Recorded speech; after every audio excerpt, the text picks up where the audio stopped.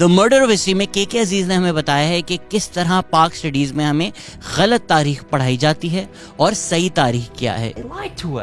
اس video میں ہم 10 ایسی چیزیں ڈسکس کریں گے جو شاید آپ کو پاکستان کی تاریخ کے بارے میں نہیں پتا یا تو غلط بتائی گئی ہیں.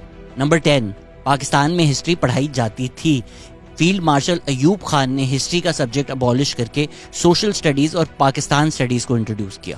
نمبر 9، لیاقت علی خان. لیاقت علی خان سے پہلے محمد علی جناح نے محمد حمید اللہ خان آف بھوپال جو وہاں کے نواب تھے اینڈ نواب آف بہاولپور کو prime ministership of Pakistan offer کی تھی. اگر آپ فاطمہ جناح کی کتاب پڑھیں تو آپ کو سمجھ میں آئے گی کہ at the end Quaid Azam اور لیاقت علی خان کا ریلیشن شپ کتنا فراڈ تھا. Number 8، Lucknow packet. Lucknow packet ہمیں اس طرح سکھایا جاتا ہے کہ جس طرح بہت بڑی ایک فتح تھی ہمارے لیے، جبکہ تاریخ اگر ہم دیکھیں تو کانگریس اس میں کبھی نہیں ایڈمٹ کرتی that they accept a separate Muslim province. جبکہ جب لکھنؤ پیکٹ ہوا تو پنجاب اور بنگال کے جو لیڈرز تھے انہوں نے بڑا اسٹرانگلی ریئیکٹ کیا کیونکہ ان کے ساتھ انجسٹس ہوا تھا.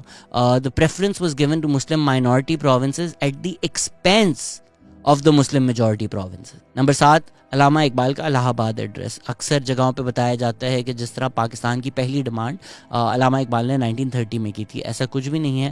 علامہ اقبال نے ایک سیپریٹ مسلم ملک نہیں مانگا تھا، انہوں نے صرف اتنا کہا تھا کہ نارتھ ویسٹ میں جو سندھ، NWFP، بلوچستان اور پنجاب ہیں ان کو انڈین فیڈریشن کے اندر ہی جوڑ کر ایک پروونس بنا دینا چاہیے. نمبر 6، 14 اگست. ہم لوگ پاکستان کی آزادی 14 اگست کو مناتے ہیں، جبکہ پاکستان آزاد ہوا ہے انڈین انڈیپینڈنس ایکٹ کے تحت، اور اس ایکٹ کے تحت پاکستان 15 اگست کو آزاد ہوا ہے. یہ اتنی بگ ڈیل نہیں ہے کیونکہ 14 اگست کو لارڈ ماؤنٹ بیٹن نے پاور ٹرانسفر کر دی تھی پاکستان کو while he was still the viceroy of India. Number 5، 1956 constitution. کچھ کتابوں میں لکھا ہوا ہے کہ 1956 کانسٹیٹیوشن کبھی بھی آپریٹو نہیں تھی، جبکہ وہ 2.5 سال کے لیے لا آف دا لینڈ تھی. 23 March 1956 to 7 October 1958. Number 4، Ayub خان's رول. ایوب خان کی ملٹری ڈکٹیٹرشپ کو اس طرح بتایا جاتا ہے جس طرح پورے پاکستان کے لیے بہت خوشحالی تھی یا پاکستانی بہت خوش تھے.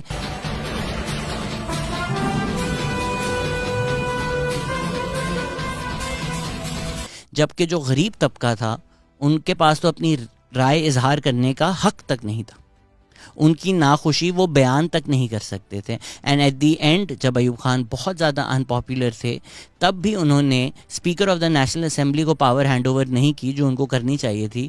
انہوں نے یحییٰ خان کے پریشر میں آ کے آرمی چیف کو پاور دی. نمبر 3، 1971 ہمیں اس طرح پڑھایا جاتا ہے ایک بہت سمپل ایکسپلینیشن کے تحت کہ انڈیا چاہتا تھا پاکستان کو توڑنا تو بنگلہ دیش کا وجود ہوا، جبکہ بہت ساری وجوہات ہیں جس کی وجہ سے Bangladesh came to be. It's not just the interference of India جس کی وجہ سے یہ ہوا. The officers of Pakistan's army, navy and air force laid down their arms. کے عزیز کئی وجوہات بتاتے ہیں کافی ڈیٹیل میں ان کو سمرائز کر دیتا ہوں. ایک فیکٹر جغرافی تھا، دوسرا فیکٹر کلچر تھا، تیسرا فیکٹر جو ایک بہت بڑا فیکٹر تھا کہ ریسورسز، فنڈز اور ایڈمنسٹریشن سے بنگالیوں کو محروم رکھا گیا. ایسٹ پاکستان کی جوٹ ارننگز ویسٹ پاکستان پہ لگائی جاتی تھی. ویسٹ پاکستان میں کیپٹل تھا جس کی وجہ سے بہت زیادہ ریسورسز وہیں پر ایلوکیٹ ہو جاتی تھیں. امپوزیشن آف اردو نے بنگلہ دیش موومنٹ کی بنیاد رکھی. سول ایڈمنسٹریشن اور آرمی میں بنگالیوں کی زیادہ ریپریزنٹیشن نہیں تھی. یحییٰ خان نے مس ہینڈل کی سچویشن. ویسٹ پاکستانیز کا generally attitude towards east Pakistanis اچھا نہیں تھا. پاکستان آرمی جنگ کے لیے تیار نہیں تھی. نمبر 2، ضیاء کا مارشل لاء. ضیاء کا مارشل لاء لگانا کوئی مجبوری نہیں تھی. جو پولیٹیشنز ہیں وہ دیر آن ریکارڈ سینگ کہ جو نیگوشیشنز ہو رہی تھیں اس میں ایک اگریمنٹ ریچ ہو چکا تھا، نہ کہ پورے ملک میں کوئی لا اینڈ آرڈر سچویشن تھی. An impact on society, in my opinion, is from laws which look a little stringent.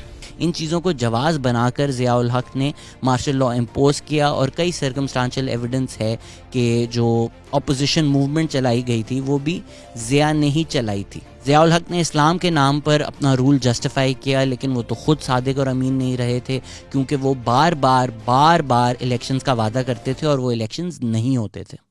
Number 1 پہ آنے سے پہلے میں یہ بھی کہوں گا کہ اردو کی امپوزیشن پہ انہوں نے کافی لکھا ہے، but I'd like that to be a separate video. Number 1، Lahore resolution. Pakistan resolution ہم ہر سال 23 مارچ کو مناتے ہیں، جبکہ وہ پاکستان ریزولوشن اس کا نام بھی نہیں تھا, لاہور ریزولوشن اس کا نام تھا, اور وہ 23 نہیں 24 مارچ کو پاس ہوا ہے.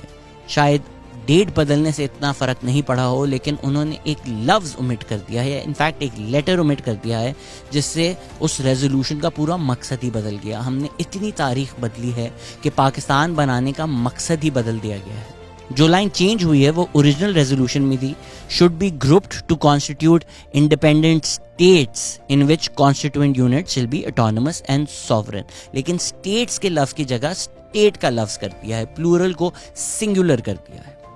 جہاں پاکستان کو شاید ایک فیڈریشن ماڈل پہ تصور کیا گیا تھا, جس طرح یونائٹڈ اسٹیٹس بھی یونائٹڈ اسٹیٹس آف امریکہ ہے, اس میں اسٹیٹ کے پاس اپنی لیجسلیشن بھی ہوتی ہے, اپنی پاور بھی ہوتی ہے, اسٹیٹ سوورینٹی آٹونومی بھی ہوتی ہے, اور وہ ساتھ مل کر ایک ملک بن کر آپریٹ کرتے ہیں. شاید پاکستان کا تصور بھی ان لائنز پر تھا, لیکن کچھ لوگوں نے اپنے مفادات کے لیے پاور کو سینٹرلائز کرنے کے لیے اس کنسیپشن کو پیچھے چھوڑ کر ایک strong centre federation with weak power on the peripheries imagine کیا پاکستان کو. اور جب تک 18 امینڈمنٹ نہیں آئی تب تک اسٹیٹس کے پاس بہت کم پاور تھی, اور زیادہ تر پاور سینٹر میں ہی. I think it would be best to end this video with the words of K Aziz. Page 174-175 پہ وہ لکھتے ہیں کہ the treatment of the Lahore resolution raises a fundamental question.